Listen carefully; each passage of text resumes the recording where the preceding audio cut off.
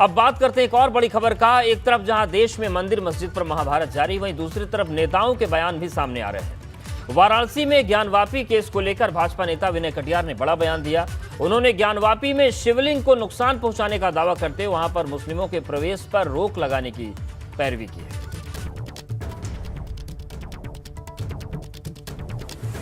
तो विनय कटियार ने बयान दिया है। उन्होंने कहा शिवलिंग को नुकसान पहुंचाया गया, काटने की उसे कोशिश की गई। शिवलिंग को नुकसान पहुंचाने वाला शख्स गिरफ्तार हुआ है, लेकिन शिवलिंग की सुरक्षा बढ़ाई जानी चाहिए, सुरक्षा बढ़ाने की मांग की है।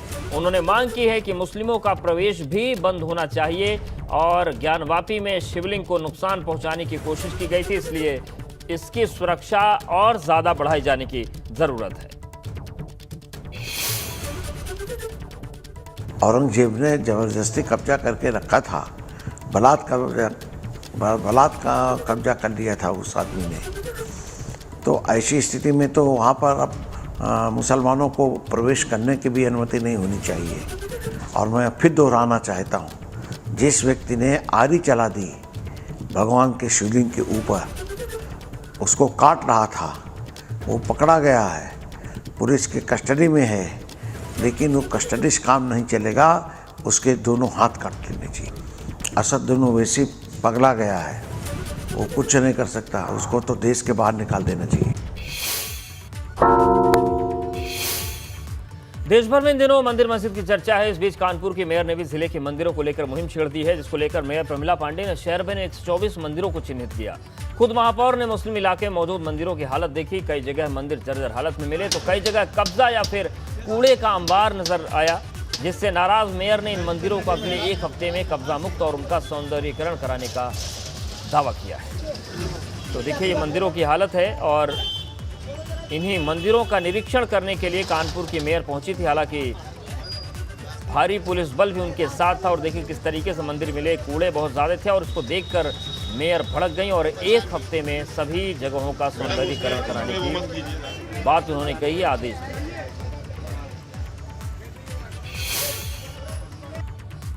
थोड़े दिन पहले अभी पी रोड में एक राधा जानकी का मंदिर टूटा था, तो आगे दुकान उन्होंने तब तक नहीं हटाई जब तक कि उन्होंने पीछे अंडरग्राउंड नहीं बना लिया था। जब दुकान टूटी तब मुझे पता चले, मैं गई। फिर उसके बाद मुझे पता चला कि जो वहाँ पर मंदिर गिरा था बेगनगंज में, उस पर भी किसी का कब्जा है।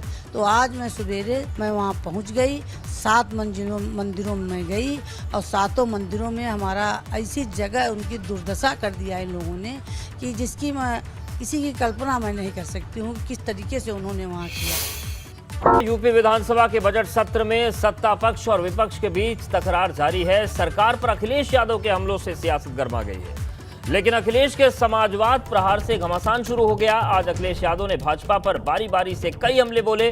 उन्होंने भाजपा पर कई बड़े आरोप लगाए और यूपी के बजट को आंकड़ों का खेल करार दिया। इतना ही नहीं, अखिलेश यादव ने भाजपा के लोगों को डेमोक्रेसी, सोशलिज्म, सेक्युलरिज्म दोबारा पढ़ने की नसीहत देते हुए समाजवाद पर संग्राम छेड़ दिया है।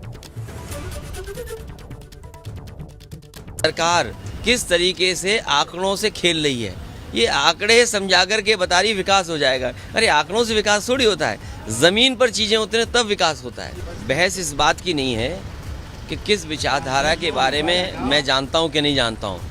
कल अगर आपने ध्यान दिया हो तो नेता सदन समाजवादी पेंशन को समाजवादी पार्टी की पेंशन समझ रहे थे। तो अभी तो बीजेपी को जो हमारे संविधान में प्रेम्बल में लिखा हुआ है समाजवाद, सेकुलर, वो क्या है अभी उसी को समझना है। क्योंकि सवाल केवल इस बात का नहीं है कि प्रदेश को बचाना है, इससे बड़ी लड़ाई है इस बार। लोकतंत्र बचे, समाजवाद बचे और सेकुलरिज्म बचे।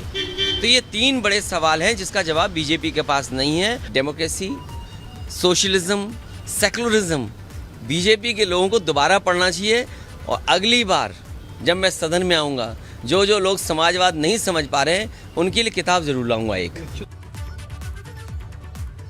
वहीं सदन से उठे समाजवाद को लेकर अब संग्राम शुरू हो चुका है। अखिलेश ने समाजवाद को समझाने की बात कही तो सत्ता पक्ष ने पलटवारों की बौछार कर दी। हाँ, निश्चित तौर से इसलिए अखिलेश यादव जी को पढ़ना चाहिए कि भगवान ये डॉक्टर राम मनोहर लोहिया जी ने क्या कहा था, भगवान श्री राम के बारे में क्या कहा था, भगवान श्री कृष्ण के बारे में क्या कहा था, भगवान श्री शंकर जी के बारे में क्या कहा था।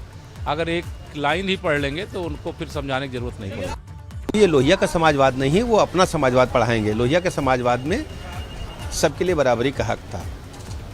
ये लूटने में बराबरी का हक देने वाली वर्तमान समाजवादी पार्टी है। और अब अखिलेश की समाजवादी वाली नसीहत पर भाजपा लगातार हमलावर है। भाजपा विधायक और पूर्व मंत्री सिद्धार्थनाथ सिंह ने भी अखिलेश पर पलटवार कर दिया है। ये आवश्यक है कि किताब ही ना लाएं, वो खुद पढ़ के आए अखिलेश जी कि समाजवाद क्या है, और समाजवाद की जो व्याख्या करना चाहते हैं वो समाजवाद तो है नहीं, उनके यहाँ तो परिवारवाद चलता है। और जहाँ तक कि वो सेकुलरिज्म की बात करते हैं, जो M+Y में फंस के रह जाता है, वो सेकुलरिज्म की भाषा किसी को और क्या पढ़ाएंगे। तो अखिलेश जी किताब जरूर लाइए, मैं पहले पढ़ के आइए।